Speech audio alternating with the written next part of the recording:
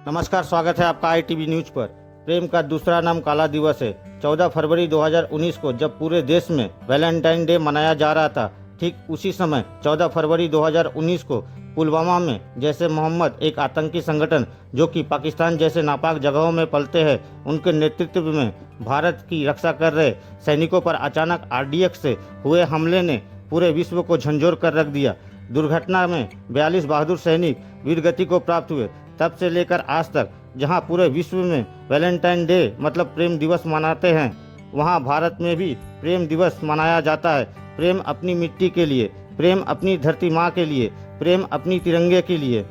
फ़र्क सिर्फ इतना है, सारी दुनिया वैलेंटाइन डे कहते हैं और हम भारतीय ब्लैक डे कहते हैं। कुछ इसी तरह दक्षिण 24 परगना के सुभाष ग्राम में काला दिवस अर्थात ब्लैक डे का पालन हुआ।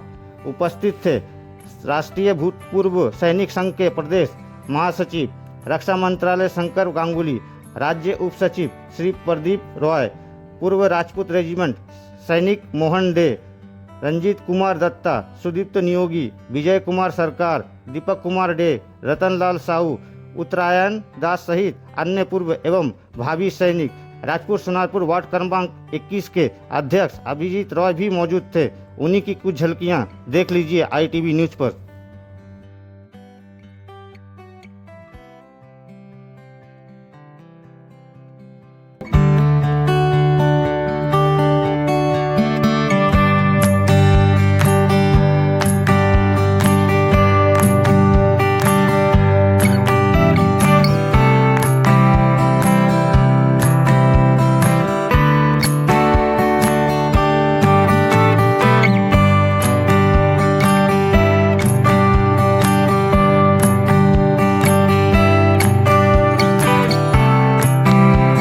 দেখুন, আমি national ex serviceman coordination committee, ভারত সরকার দ্বারা স্বীকৃত সর্বভারতীয় একটি প্রাক্তন সৈনিক সংঘ।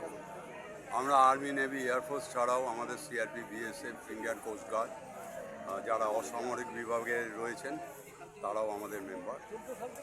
তা বিষয়টা হচ্ছে, আমি কথাটা শুরু করার আগে কোনো এক সোলজারের এক বিখ্যাত উক্তি দিয়ে শুরু করতে চাই।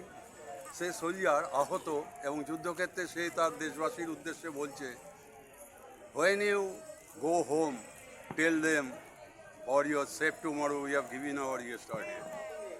এর নামই হচ্ছে সোলজার।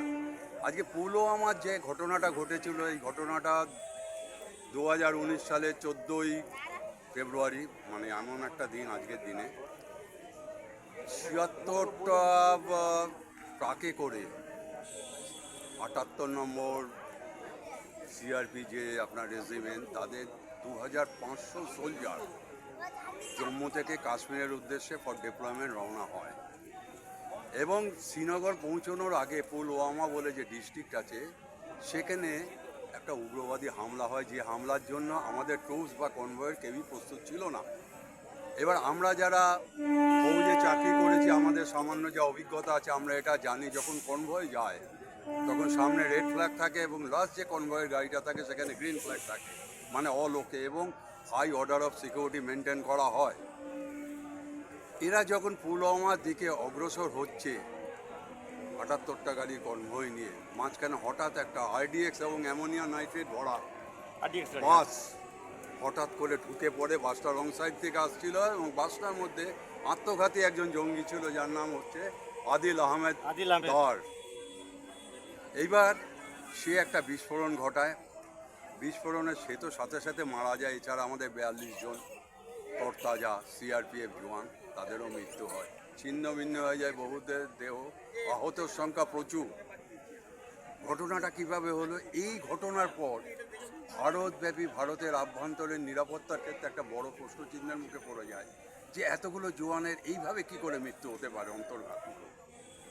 এনআইএ তদন্তে নামে, তদন্তের লাস্ট রেজাল্ট আমরা কিছুই জানতে পারি না। তবে 15 জনকে অ্যারেস্ট করা হয়। 15 জনের মধ্যে 9 জন মারা যায় বিভিন্ন কারণে। কারণটা আমি বলতে চাই না, সেটা একটা বিতর্কিত এবং রাজনৈতিক ব্যাপার চলে আসবে।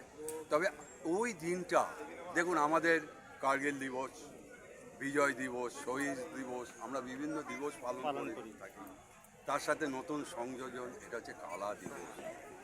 সারা ভারতব্যাপী যেখানে আর্মি, নেভি, এয়ারফোর্স বিএসএফ সিআরপির ক্যান্টনমেন্ট আছে, সেখানে আমরা আজকের দিনটাকে বিশেষভাবে যারা আত্মবলিদান দিয়েছে দেশের আভ্যন্তরীণ সুরক্ষায়, তারা আমরা বিনম্র চিত্তে তাদের স্মরণ করি। আমার আর কিছু বলার নেই। শঙ্কর গাঙ্গুলি, আমি সাধারণ সম্পাদক, national ex serviceman coordination committee, রাজ্য কমিটি। উনি প্রদীপ রায়, উনি deputy general secretary, national ex serviceman coordination committee, রাজ্য কমিটি। রিটায়ারমেন্ট হয়েছে। রিটায়ারমেন্ট হওয়ার পর 2019-এ যে পুলওয়ামা অ্যাটাকে যে 42 জন প্রাক্তন সৈন্যরা যারা শহীদ হয়েছেন তাদের উদ্দেশ্যেই আমরা প্রতি বছর এই দিনটাতে, এটা অনেকের কাছে তো হয়তো ভ্যালেন্টাইন্স ডে, ভালোবাসা দিবস, কিন্তু আমাদের কাছে যেখানে যারা আপনারা দেখতে পাচ্ছেন তারা এখানে সবাই প্রাক্তন সৈনিক। তা আমরা সবাই মিলে এই দিনটাকে আমরা এইভাবে উদযাপন করি। আমরা চাই যে আগামী দিনে যারা সেনাবাহিনীতে ভর্তি হবেন, যারা ওখান থেকে রিটায়ারমেন্ট করে আসবেন, তারাও আমাদের সঙ্গে আসুন, আসে আমাদের এই শোক সভাটিকে সাফল্যমণ্ডিত করুন। এর থেকে বেশি আমি আর কিছু বলতে চাই না। সমস্ত দেশবাসীর কাছে, সমস্ত আমার সুভাষ গ্রামের প্রতিটি সুনাগরিকবৃন্দের কাছে আমার একটাই অনুরোধ, আপনারা আসুন, দেশের জওয়ানদের প্রতি আপনার শ্রদ্ধা নিবেদন করুন। এই বলে আমি আমার বক্তব্য। আপনার পুরো নামটা ডেজিগনেশন? আমার নাম হাবিলদার অসীম দাস, রাজপুত রেজিমেন্ট। আজকে আমাদের সুভাষগ্রামে বীর সন্তান যারা আছে, যারা শহীদ হয়েছে, যে সমস্ত জওয়ানরা 2019 সালে যে 14ই ফেব্রুয়ারি যে আমাদের 40টা শহীদ, ভারতের স্বাধীনতা, ভারতের সার্বভৌমতা, ভারতের নিরাপত্তা রক্ষার জন্য তারা জম্মু কাশ্মীর থেকে, তারা শ্রীনগর তারা যাত্রা করছিলেন।